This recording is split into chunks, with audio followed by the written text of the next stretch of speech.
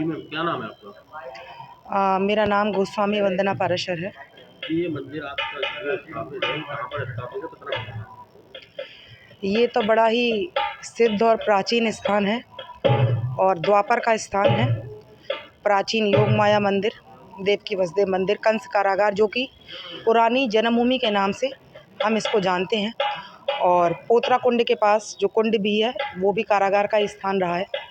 मल्लपुरा के क्षेत्र में ये है स्थान है। जेल की 8वीं नंबर का स्थान है, जो भगवान श्री कृष्ण ने जन्म लिया था तो जेल के कारागार, जिसे हम प्रिजन बोलते हैं, उसके अंदर लिया था। 8 जेल थी, तो 8वीं जेल का जो एक अवशेष के रूप में जो बचा हुआ है वो ये स्थान है जहाँ पे आप खड़े हैं। और इसी स्थान पर जो है भगवान की जो नारायणी शक्ति हैं, योग माया, विंध्याचल वासिनी के नाम से जिन्हें हम जानते हैं, उन्होंने ही अपनी शक्ति से, क्योंकि जो भगवान श्री कृष्ण थे, कंस का काल थे, जब कंस की जो बहन है माता देव की पिता वसुदेव, उनकी जो बहन हुई हैं, जब वो विदा हो रही थी, विदा होने के बाद जो है माँ ने ही आकाशवाणी के रूप में उसको चेतावनी दी थी कि तू दुष्ट है, असुर है, अच्छा आदमी नहीं है, तो तेरा जो काल होगा, उसका जो देवकी का 8वां गर्भ होगा, वो जो है तेरा काल बनेगा। तो जैसे ही कंस को ये समाचार प्राप्त हुआ तो वो मारने को दौड़ा था अपनी चचेरी बहन माता देव की पिता वसुदेव को।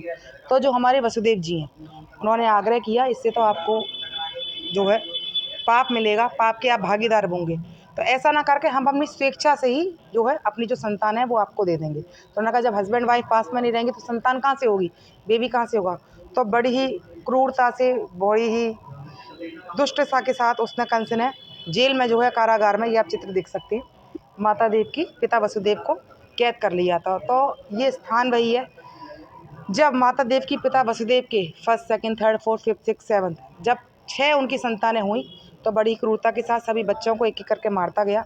जैसे ही 7वां जो है गर्भ आया, भागवत के 10वें जो स्कंद में भगवान श्री कृष्ण ने कहा है, ये आपका प्रसंग आता है, उनकी जो नारायणी शक्ति हैं, आदि शक्ति जगत जननी, ये तो ब्रह्म परम ब्रह्म है, सबकी सरदार यही है।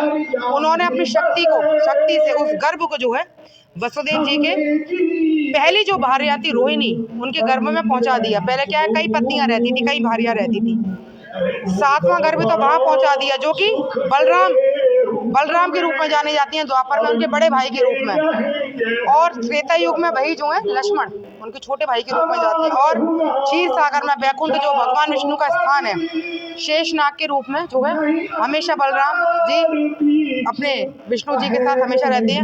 और जैसे ही 8वां उनका गर्भ ठहरा, माँ ने ही अपनी शक्ति से सूर्य चंद्रमा सबकी चालों को रोक दिया, सबका समय बांध लिया, माया ऐसी रहती, सभी द्वारपालों को सुना दिया, सबको नींद में कर दिया। वसुदेव जी को उठा के वसुदेव जी को अपने सर पे लल्ला को लेते हुए, पार करते हुए यमुना मैया को गोकुल पहुंचा दिया। गोकुल में हमारे नंद बाबा और यशोदा है, वो भी माता पिता के रूप में जाने जाते हैं, लालन पालन के रूप में।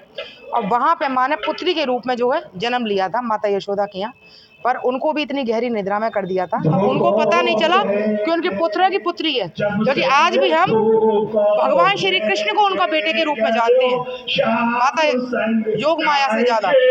और वहां से जो है योग माया वसुदेव जी के द्वारा इस स्थान पे आ गई। तो कंस ने कहा, विष्णु ने अपनी माया से बड़ा स्वांग करके इस कन्या को उत्पन्न कर दिया है, तो उसने कन्या रूपी जैसे बालक को मानना चाहा, इसी स्थान पर वो आकाशवाणी करती हुई अपने असली रूप में, अष्टभुजाधारी रूप में माँ आई, और माँ ने कहा, अरे मूर्ख, तू मुझे क्या मारेगा, तेरे मानने वाला तो गोकुल में जो है जन्म ले चुका है।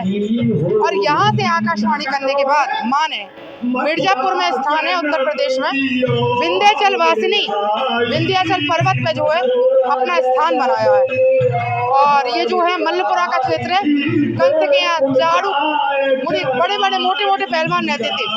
इसी के साथ हम आपके चैनल के माध्यम से बहुत बहुत सौभाग्यशाली हैं। आज तो बसंत पंचमी का दिन है, बड़ा ही पुण्य और तिथि अच्छा है, तो आपके चैनल के माध्यम से पूरे ब्रह्मांड, पूरे ब्रज के निवासी, पूरे हिंदुस्तानी के पास अपनी आवाज पहुंचाना चाहेंगे, प्राचीन स्थान पर आए और उसके विकास का सामर्थ्य बने, उसमें अपनी महत्वपूर्ण योगदान जरूर दें। जय हो सरस्वती मैया की, जय हो योग माया सरकार की। अपनी वाणी को विराम देंगे और बहुत बहुत आपका मथुरा जो है दर्शन, मथुरा न्यूज़ के जो हमारे रिपोर्टर लेकर आए माननीय, उनके लिए बहुत बहुत शुक्रिया। माँ आपकी झोलियाँ भरें, आपका जीवन खुशियों से भर दें। जय जय श्री राम।